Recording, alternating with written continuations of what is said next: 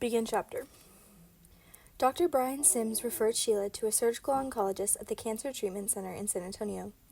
We found out later that if she had gone through with the surgery, the tumor might have released chemicals that could have made her heart stop under anesthesia. Dr. Sims, a genius in my opinion, equated the increased blood pressure to the possibility of a tumor on the adrenal gland, a tumor that only occurs 6 times in every 1 million individuals.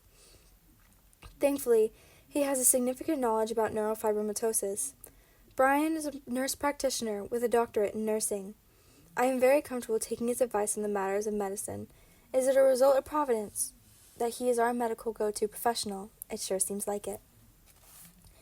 We tried different church groups, thinking that our children needed a youth group. On more than one occasion, we were sadly disappointed at either the lack of depth in Bible studies or lack of warmth from these groups. We resigned ourselves to a home church for quite some time, and about the time that Sarah went to college, we finally found a church group where we felt at home, that was scripturally sound and full of loving people. The downside?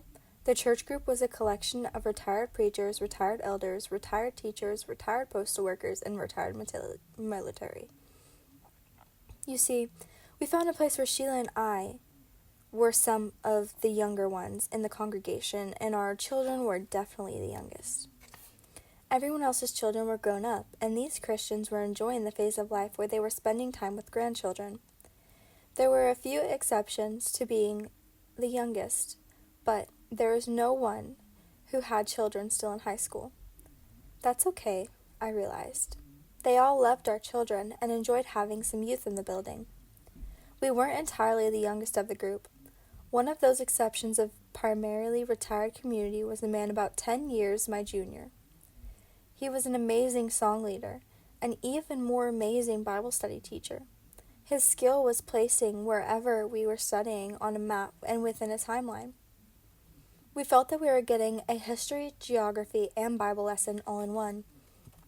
This young man and his wife are wonderfully friendly, intelligent, and simply great examples of how Christians should act. Their sons are just as amazing, and we enjoyed having one or the other visit from time to time as a guest preacher. They are a nice family, rich in the blessings of understanding people. They were and are a giving and caring family. On 1 or 2 occasions, this man helped me with my decathlon team. The first time was in 2018. The theme that year was Africa, and the science for the year was associated with contagious diseases. When the students got to study of malaria and Ebola, he was our local resource. He had been in the army in Africa during the initial Ebola outbreak. He provided my students with first-hand knowledge of the outbreak, science, and treatment. My students loved the depth of his knowledge and the wealth of information for understanding the social science and science parts of the decathlon that year. They loved his medical history and history lessons as much as I loved his Bible studies. I was grateful for him finding the time to work with the team. As I had mentioned, many of the men of the church would take turns preaching Sunday event evenings. When his rotation came up, we knew we were in for a treat, and I can assure you that no one fell asleep. This dynamic individual, this charismatic speaker, was none other than my wife's doctor, Brian Sims. Providence, once again, provided the skilled individual that we could trust in our path when we most needed someone with the knowledge of NF and the depth of medical history that would keep my wife safe from a surgery that could be lethal.